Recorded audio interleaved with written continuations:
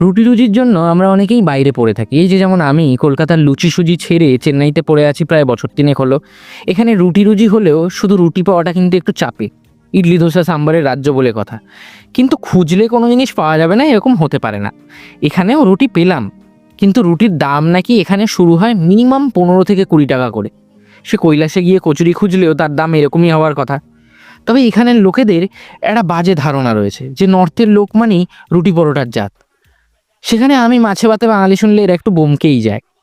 এখানে রুটি কিন্তু খানিকটা ধোসার মতো করে বানায়, আমাদের মতো করে বানায় না। রুটি এদের কাছে রেডি থাকে, জাস্ট গরম করে দেয়, সেঁকে দেওয়ার অভদ্রতাও করে না, ধোসার মতো ওপর থেকে তেল ছড়িয়ে দেয়। এবং এই দেখেই আমি ভিডিও করতে লেগে গেলাম।